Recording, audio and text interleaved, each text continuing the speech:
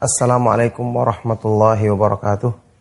Alhamdulillah wassalatu wassalamu ala Rasulillah wa ala alihi wa ashabihi wa man walah, amma ba'du. Ma'asyiral muslimin rahimakumullah. Masih dalam suasana Idul Adha, Idul Kurban. Allah Subhanahu wa taala mensyariatkan di hari-hari ini kita bertakbir, memujinya, membesarkan namanya. Atas limpahan nikmatnya mensyariatkan kepada kita ibadah yang agung yang semua bertujuan untuk kebaikan dan menyempurnakan ketakwaan kita kepada Allah Subhanahu wa taala.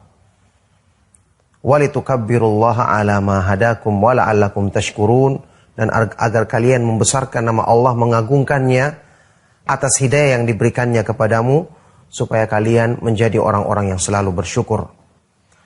Khususnya dalam masalah ibadah kurban. Allah Subhanahu wa taala mensyariatkan ibadah yang agung ini sebagai ibadah yang di beberapa ayat Al-Quran digandengkan dengan salat, ibadah terbesar dalam Islam.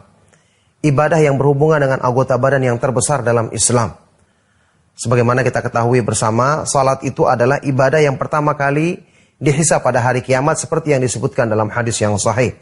Kalau salatnya diterima, salat seorang hamba diterima, maka ibadah lain pun akan diterima. Makanya digandingkannya ibadah kurban dengan salat dalam beberapa ayat Al-Quran. Fasalli li rabbika wanhar. Dirikanlah salat karena Allah dan berkurbanlah, sembelilah sembelihanmu karena Allah. Qul inna salati wa nusuki wa mahyaya wa mamati lillahi rabbil alamin.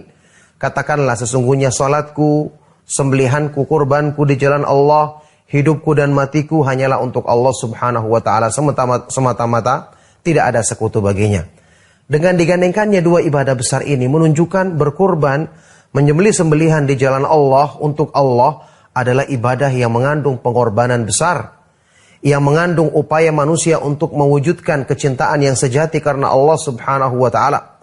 Bahkan di dalam Al-Qur'an ketika Allah Subhanahu wa taala menyebutkan hakikat hikmah disyariatkannya ibadah kurban untuk mewujudkan keikhlasan, kecintaan sejati karena Allah, ketaatan yang sungguh-sungguh karena Allah. Allah Subhanahu wa taala berfirman, "La yanalallaha luhumuha wala dima'uha walaki yanaluhu taqwa minkum." Tidak akan sampai kepada Allah darah maupun daging-daging sembelian yang kamu sembelih. Tidak akan sampai kepada Allah karena Allah tidak butuh makanan, tidak butuh pemberian dari manusia. Tapi yang akan sampai kepada Allah adalah ketakwaan dari hatimu. Ketakwaan dari hatimu. Di sini juga yang dimaksud dengan firman Allah Subhanahu wa taala di ayat yang lain dalam surat Al-Hajj, "Dzalika wa may yu'azzim sya'airallahi fa innaha min taqwal qulub." Yang demikian itu maka barang siapa yang mengagungkan syiar-syiar Allah, mengagungkan perintah Allah untuk menyembelih sembelihan di jalan Allah, maka itu timbulnya dari ketakwaan yang terdapat dalam hati. Oleh karena itu, ma'asyiral muslimin rahimakumullah, Allah memerintahkan kita berkurban bukan untuk menghabiskan harta kita, bukan untuk menghamburkan harta kita, bukan untuk menjadikan uang kita habis dengan menyembelih sembelihan kemudian kita bagi-bagikan kepada orang miskin termasuk kita makan untuk diri kita sendiri. Tapi makna berkorban adalah mengorbankan apa yang paling berharga menurut kita dari urusan dunia dalam rangka mendahulukan kecintaan kepada Allah Subhanahu wa taala. Makna berkorban adalah berjuang menundukkan hawa nafsu di jalan Allah untuk membuktikan keikhlasan kita, kesungguhan kita untuk mendekatkan diri kepada Allah Subhanahu wa taala. Inilah hikmah terbesar disyariatkannya kurban.